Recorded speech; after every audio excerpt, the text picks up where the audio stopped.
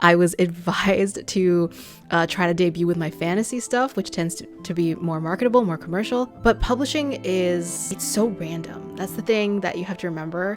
Like rejection, especially at the submission stage, it usually doesn't have much to do with you. Hi, my name is Kris. I'm a speculative fiction writer. I make videos about my books, my writing journey, publishing, craft. I recently announced that my debut novel is getting published. I asked you guys if you had any questions about the publishing process, general writing questions. Whatever I can't get to in this video, I will put in a Substack newsletter as always. If you want to be in the loop on book stuff, writing stuff, feel free to sign up. A lot of you guys are already asking about like pre-orders, and thank you so much for like being interested in the book. If you're new here, my book is an upmarket science fiction novel. It's called Local Heavens. It's a cyberpunk reimagining of F. Scott Fitzgerald's The Great Gatsby. If you do want to support my work or this channel, I have a Ko-fi. It's open for one-time donations. You can also sign up for my monthly memberships. I am filming this at like 12:30 in the morning because I had to turn in my dev edit today. So I was very, very busy today. I'm just a night owl.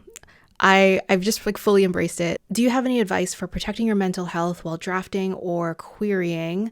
What advice would you give to authors who also want to traditionally publish? Any things you learned that you would want to do differently if you could? Treat writing seriously, treat publishing unseriously. Nothing in the industry is guaranteed. I think for me, the thing that matters the most is love writing as an art. I love it as a craft. I love it as an outlet. Publishing is a business. To pursue traditional publishing, you have to be prepared to like work very hard for it. Like you do have to want it really hard. I think this is something that I wrote in one of my Substack newsletters where I said that, after I had like a really bad like mental health crash in July where I had to like go to the doctor, I had to see a cardiologist, like all this stuff. I think what I wrote was I couldn't let publishing kill me because not even a dream is worth that. At the end of the day, like your mental health is the most important thing. My mantra this year has been writing is the reward and everything else is extra. Publishing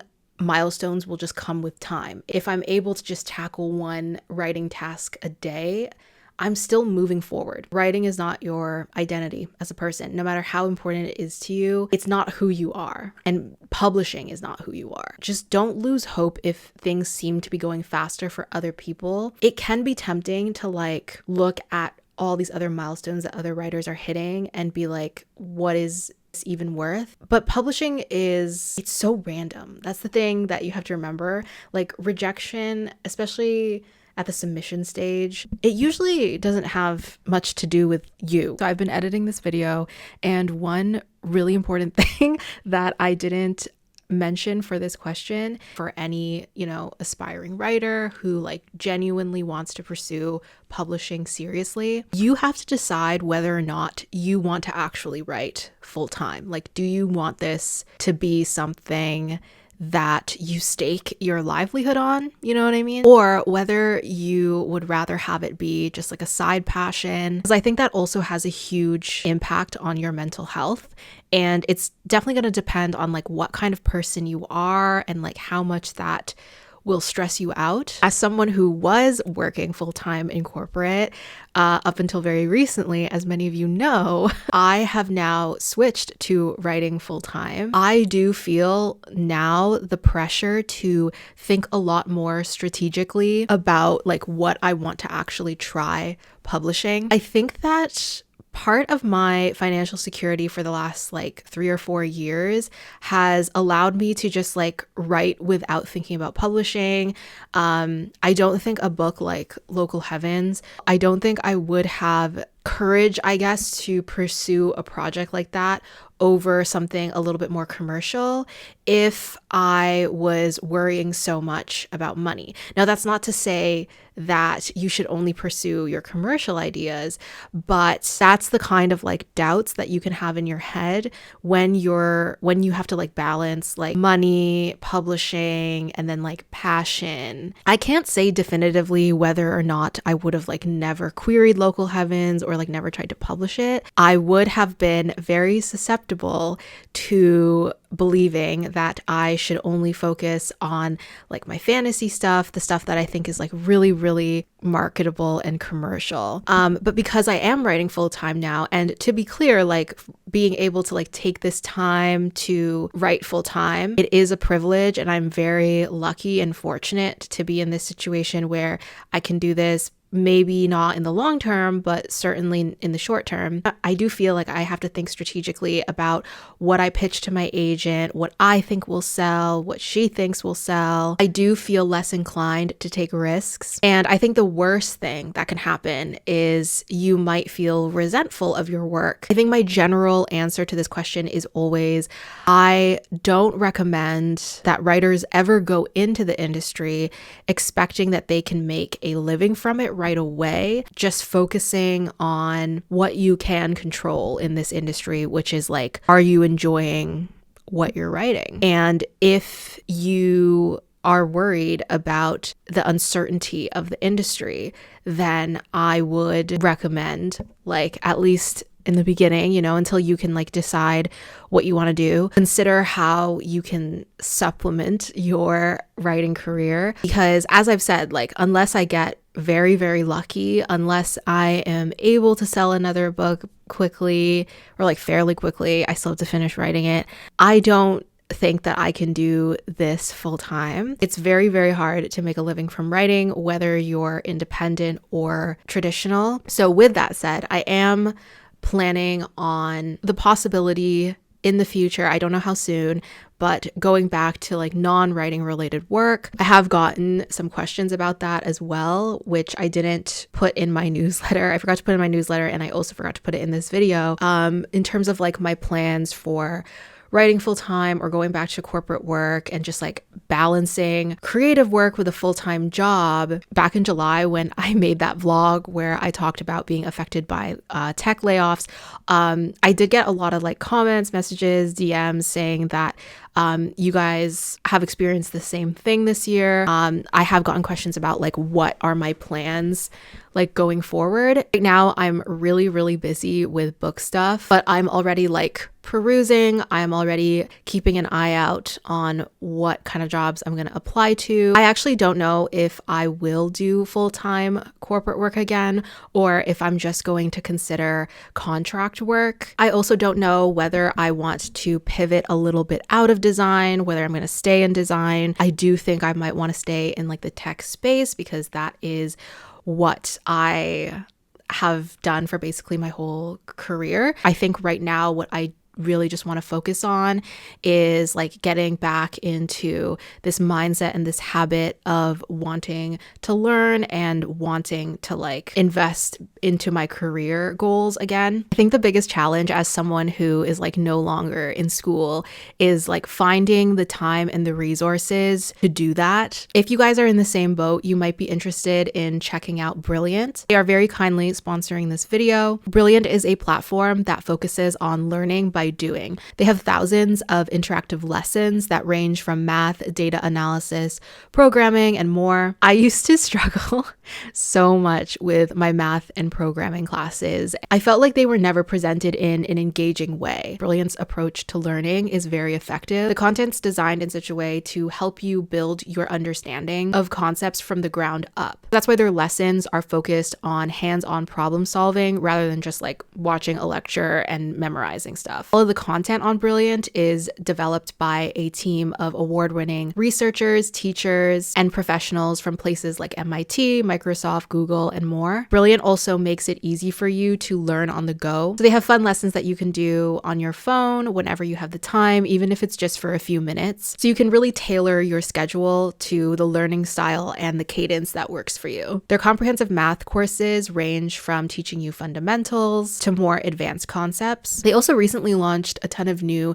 data science content that uses real-world data to help you recognize trends and enhance your decision-making skills. And it's perfect for learners of any level. Personally, I've been enjoying the lessons that help you think about data visually so you can learn how to parse, visualize, and interpret data sets. The lesson content also includes courses in programming that help you build your foundational understanding of essential coding elements. If you want to check out Brilliant for yourself, you can try everything they have to offer for free for 30 days. You can visit the link here on the screen or click the link in my description box, or you can scan the QR code and you can get 20% off an annual premium subscription. Thank you to Brilliant for sponsoring this video. Just to get back to writing full-time, I don't want to make it seem like I don't recommend writing full-time or you should definitely write full-time because I'm doing it. Like, everyone's circumstances are different. The main thing that I wanted to stress with this question is that I don't think that anything is worth your mental health. One of the most frequently asked questions that I got was just, how does the general publishing process work? What is it like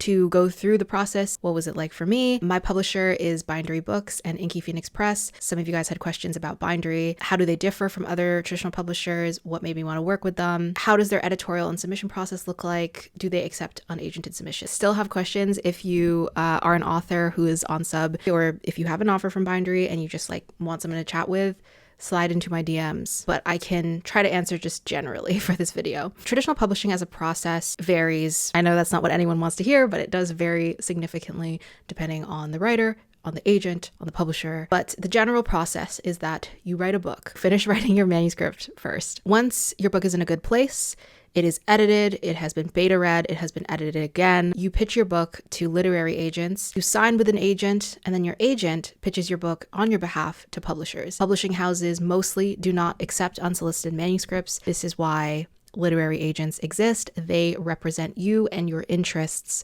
to publishing houses. Aside from like them being the person who pitches to publishers, agents are also really important for reviewing your contracts. Unless you're really, really confident with reviewing publishing contracts, I think having an agent is really important because they know what to look for in a contract. They know how to argue in your favor, and they can like ask all the hard questions that you yourself may not want to ask. And generally, publishing houses do not accept unsolicited manuscripts. Bindery specifically, I believe they periodically, their plan is to open up for like windows of time for unagented submissions. But otherwise, if you do have an agent, you can submit to them anytime. I won't get into querying in this video. I've talked about querying a lot. There's also a ton of resources. If you're curious about like how to actually write a query letter, there's a ton of videos here on YouTube that go into that. After you sign with an agent, the process of your agent reaching out to editors at various imprints, that process is called being on submission. Usually a writer and an agent will decide together what editors they want to submit to in a first round. This totally depends on your agent. It also depends on the project. You could probably do a mix of like big 5 imprints and also small presses, like whatever your agent thinks is best for whatever book you're writing. So for me, we went on submission February. I think around May or June is when my agent and I moved into like the second round of editors. We got like initial passes. My project isn't in a genre or a subgenre that is necessarily like hot or trending. Submission is really competitive and really difficult just in general. Definitely submission is going to be slower if you are a debut writer who is writing like a little bit of like a more like of a less trendy book at any given time. The big 5 tends to be like, compared to smaller presses and indie publishers, and this is like a generalization, the big 5 does tend to be fairly risk averse when it comes to debut authors because you don't have sales data, you don't have anything backing you up. And you know, if you think about publishers as people who are taking a risk on you and they're like making a risky business decision to invest in you, it makes sense. There are exceptions, of course, like if you are a debut writer that has like an established platform, or you are writing something that is considered like on trend right now, a publisher will be like, oh, okay, we think that this is going to sell. They like examine a manuscript from a business perspective to try to figure out like, okay, we think this will sell for these reasons. Those are the kind of decisions that affect whether or not a manuscript is acquired. Maybe you're not writing something that's like particularly in a trendy genre. You might just get lucky and you might find an editor who loves what you wrote and is like really willing to advocate for you and also able to convince the rest of the team to buy your book. Congratulations. And I have talked to a lot of my writer friends who have had their books die on sub, have had their books die at acquisitions. It's a really, really tough process. I bring this up because my book is an upmarket, literary sci-fi kind of novel. I knew it was going to be tough going on submission as a debut writer with this project. I have talked about this before, but even when I was querying, one of the agents who offered me representation even told me that going out with a book like this as my first project would be difficult. Like, I was forewarned. I was advised to try to debut with my fantasy stuff, which tends to be more marketable, more commercial. I didn't sign with that agent, but I totally see where they were coming from. So when I went out on sub with my agent, who is a fantastic agent, industry powerhouse, out of everything that I've written, this book is like one of the more, like, okay, I describe the book as weird in like a traditional publishing sense, but it's not that weird. Like, it's a retelling. It's a sci-fi retelling. Because of sort of the genre blending element to it, it is one of the more experimental projects that I've attempted to write. Sci-fi isn't like necessarily the most popular, most widely read genre out there. Literary fiction is hard to break into as well. I've talked about this in my like announcement video, so I won't get into that. Yeah, I mean, we went into like a later round of submission. There is a lot of advantages to being published with a big five, but also for me and for this project, I did not go in with the expectations that it was like going to be, I have to get a super splashy deal or nothing. That is not the mindset that I have. I don't think that it's necessarily a good mindset to have. So when we were in our later rounds of sub and my agent was like, let's try like broadening our horizons a bit, I was like, yeah, that's pretty much what I expected. I was like, we have nothing to lose, right? And the mindset that I had like going into the process was like, whatever offer we get, like, we don't have to accept it. It has to be an offer that I feel good about. And that was something that me and my agent both agreed with. My agent told me that there's this new publisher called Bindery, and a lot of people in the industry have been talking about them, are excited about them. She submitted to them, and I think a month or two went by, and then we got an offer. I'm going to start talking about how Bindery is different from like other traditional publishers, because if you are submitting to, let's say, a big five, for example, you submit directly to an editor. That editor is going to be the person who like does editorial with you as well sometimes. So you submit to an editor. If that editor likes your manuscript and is interested in it, that is not an offer. That is just editor interest. After that, your book may or may not go to acquisitions. And this is a process that I did not experience. Basically, acquisitions is when that editor meets with like the entire editorial team of that imprint. Basically, the entire team decides like what manuscripts to acquire. This is when like all of those judgments are made on how marketable, how sellable your manuscript is, like how can it be placed in the market?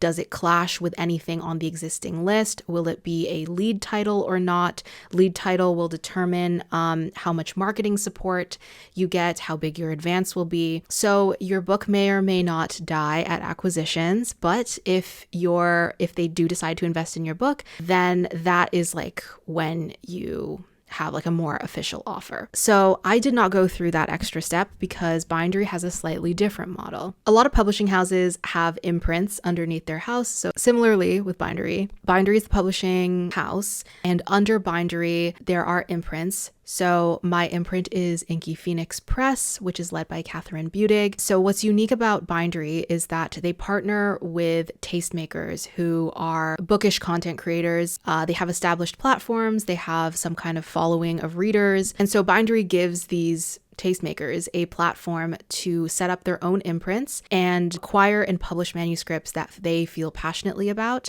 They will advocate and help with bringing that book to market. And so it's very much like a collaborative process between the author and the tastemaker on the marketing side of things. So essentially, these tastemakers operate in the role of acquiring editors for their own specific imprint. I don't think that you can talk to like any writer in TradPub who is exceptionally happy with like the way that TradPub is structured at the moment, like how difficult it is to get manuscripts through the door that don't necessarily like tick very specific boxes under very specific categories. Like, I think authors right now are feeling very much at the mercy of publishing trends, it cycles out and something else cycles in, and it's a very like volatile industry in that sense. You know, depending on how dialed in you are to like the writing community, depending on who you talk to, I think a lot of writers are feeling that like very good books are dying on sub, like books that are considered too experimental or risky or not commercial enough for Big Five. For any reason, they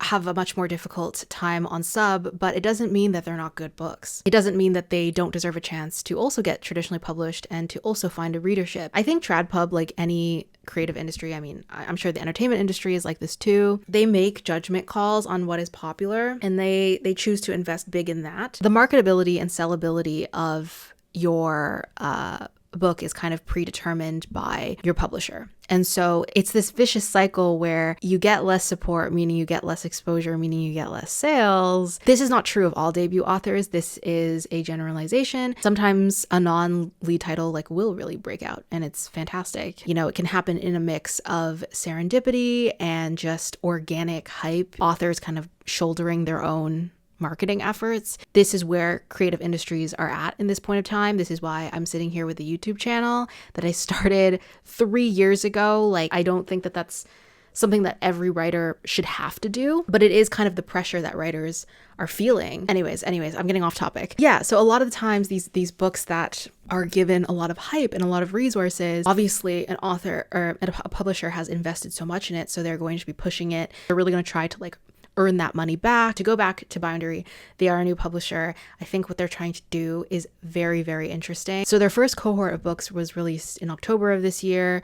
They have a whole bunch of deals that they closed for 2025, including my book, which is coming out in fall. And they are partnering with new tastemakers, setting up new imprints, and it's very exciting. I think that Bindery has a very big potential to open up like more avenues for authors pursuing traditional publishing. Most recently, I saw one of their new imprints that they announced is being led by an Indigenous creator whose imprint will focus on acquiring Indigenous stories. Another imprint I'm really excited about is a creator who has been running like a sapphic book club.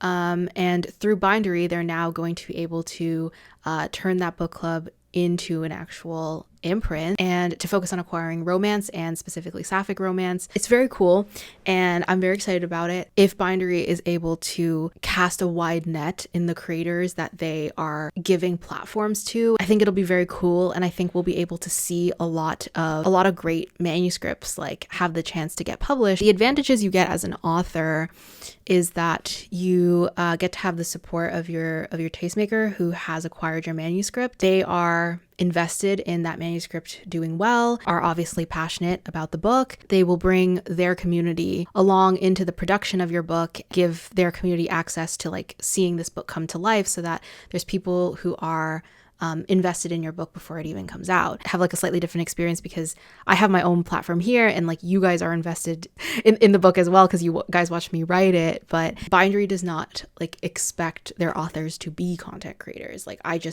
I happen to be one.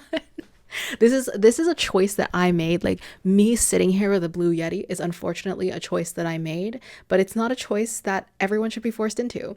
I think, asked about money, which I won't obviously talk about like the specifics of what's in my contract and what was negotiated by my agent. Like any other publisher, I get paid in advance against royalties. The advance is like not dependent on sales or anything. Hi, I'm just quickly jumping into the video again because I did not explain what an advance against royalties is. Like I mentioned, I was filming this video super late. So for people who are like totally new to traditional publishing, so let's say for example, a publisher wants to buy your book.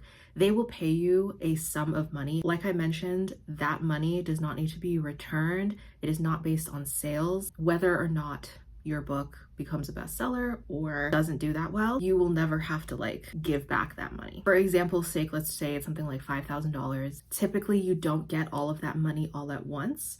It will be split up into multiple payments. For my publisher, it's split up into 2 payments and they both are given to me like before the book is published. But for some authors, it's kind of like split up across like sometimes multiple years. Once the book is published, you do not earn royalties until you earn back your advance. In the $5,000 example, if you are paid a $5,000 advance, you do not earn royalties until enough copies of your book have sold that equal $5,000. How many copies you will need to sell to earn out your advance is dependent on the size of your advance and also on your royalty splits. Obviously, if you have like a huge advance, you're gonna have to sell a lot of copies to earn that back. These like huge, like 6-7 figure deals, typically publishers put a lot of marketing into those books because they want to earn that money back, or what you would consider to be like lead titles and stuff. So yeah, but for example, if they pay like millions of dollars for a celebrity memoir, do those earn back their advances? Who's to say? Yeah, so different authors have like different preferences. Like I've seen some authors talk about how they'd rather have like a huge advance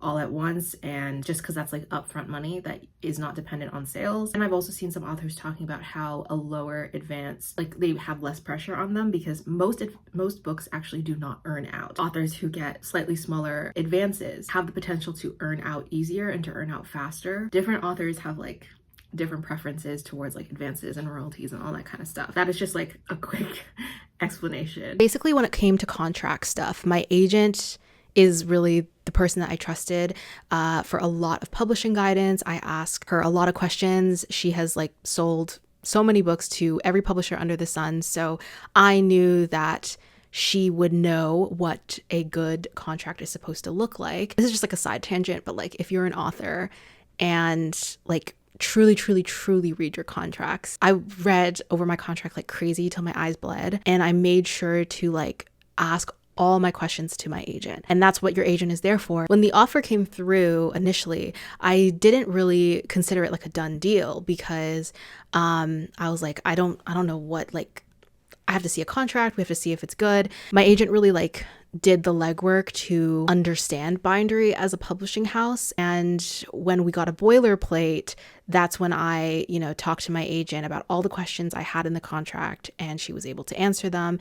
And she was able to figure out like, okay, what do we ask for? How do we ask for it? And we got the contract to a place that everyone was happy with. Yeah, the reason that I ultimately accepted the offer is because I felt like the book would be in good hands with this team. Like, will I be working with people who not just like know things about the industry and are able to like get me industry support in terms of like, selling sub rights and getting trade reviews and all that kind of stuff. But like also, will I be working with like passionate people? And I think Catherine, my tastemaker, just like had an overwhelming and genuine passion for this work and a genuine passion for publishing. And I knew that like, oh, this is like serious to her. Like she's very, very serious about, building her imprint, and she's very, very serious about the books that she wants to invest time in and to acquire. That was kind of the tipping point for me. The other tipping point was when I talked to Susan, who is Catherine's first author. Her book came out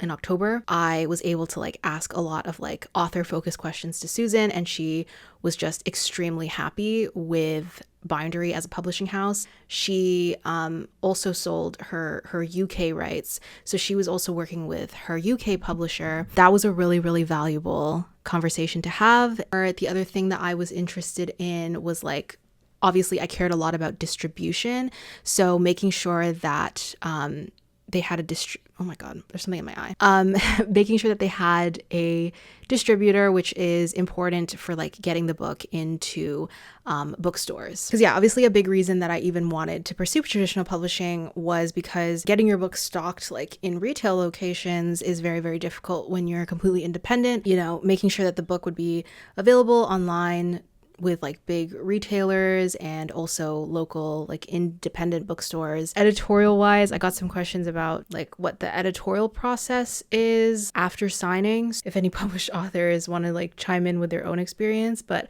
I believe typically with other publishers, the person you submit to, the person who's acquiring, will be the editor that you actually work on the book with. I think that sometimes that is not the case. Usually, I think that is how it works. For Bindery, I met my editor after signing. Bindery has like a bunch of editors that they work with. So they assigned me an editor based on the like genre of my book, obviously. And they like match that with like the experience, interest, and expertise of like the editors in their network, and they decide like who would be the best fit for whatever kind of book you're writing. One of the things that I was concerned about was like, oh, if I'm working with an editor that hasn't read the book yet, like how do I know if our editorial visions will align? Basically, I was assured that I would have editorial control over the manuscript, and I have actually gone through my dev edit round. I do think that because I did a lot of editing with my agent, this dev edit round that I did with my editor wasn't as intense. Like, it was still significant in the sense that I did change quite a few things structurally because it's a dev edit and that's what a dev edit is for. But it wasn't because I was like forced to do anything. It was more because I wanted to make certain changes. Like, even before I got my edit letter, I knew there were changes that I wanted to make. My edit letter was mostly just about like raising questions that readers might have around the world building and just like the logic of certain things. And not all agents are like this, but like mine was. But basically, me and my agent did like 4 or 5 rounds together, like quite a few. So underwent the most significant changes with her. So I think by the time we went on sub, like, you know, the book was in like structurally a pretty good place. But yeah, I think that dev edits for me, I imagine, work very similarly to how it would be at any publisher.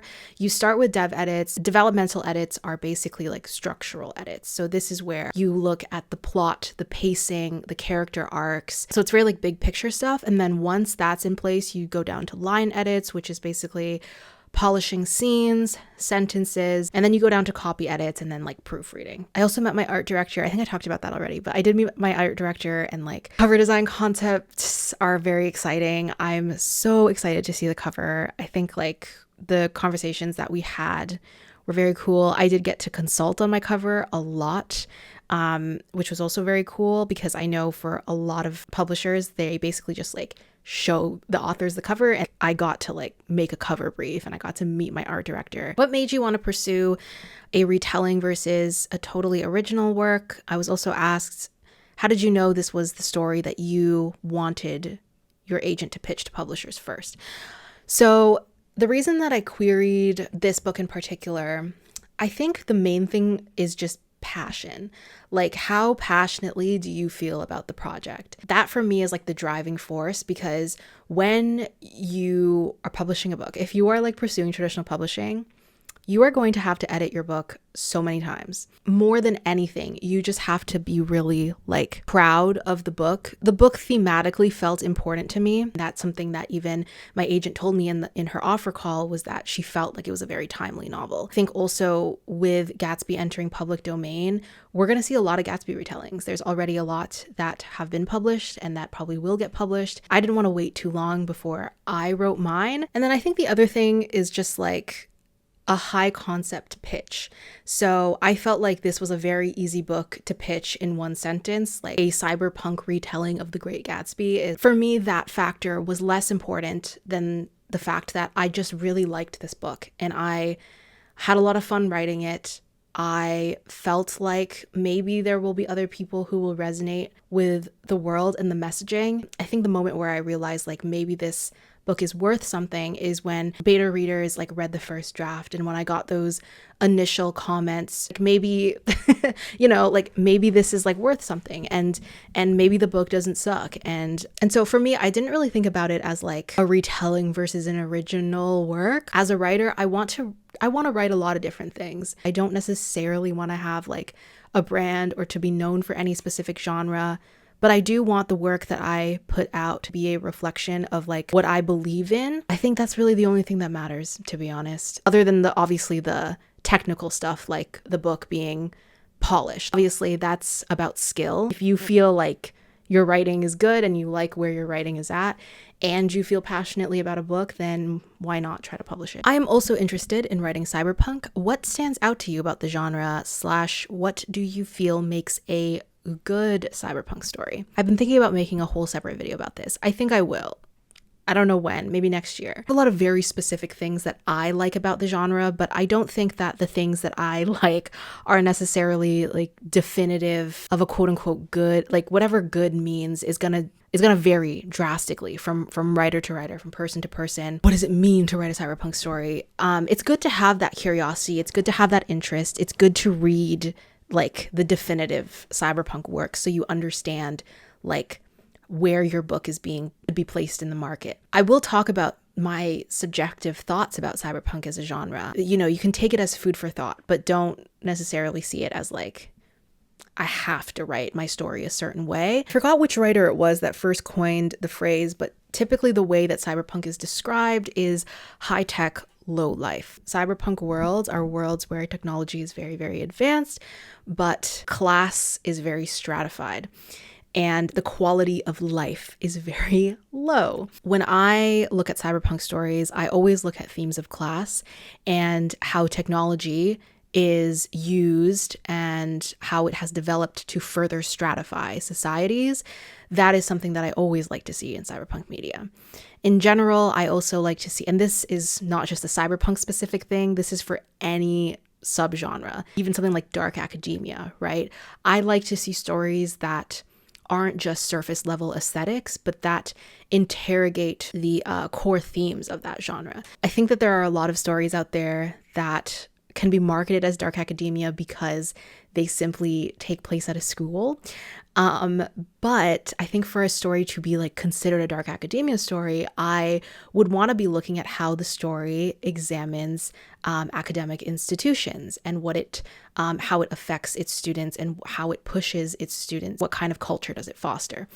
So similarly with cyberpunk, I would want to see a world that goes beyond its like aesthetics, doesn't just depict these gritty cityscapes or these corporate towers or neon lights or, you know, robots, androids, net running. Like, plot actually unpacks how and why these aesthetics exist and how they would develop, unpacking resistance. It can be in big or small ways, you know? It doesn't have to be a thriller. It doesn't have to be about like toppling a world government or anything like that. Resistance takes many, many shapes. Any genre that has punk in it is going to have to like grapple with some kind of like commentary on like what it means to resist or fight back. One of the things that I love about cyberpunk is not only is like that visually striking, it makes sense as to like why that technology would exist. I like to see technology used in multiple ways. I think that's something that makes a world feel really lived in,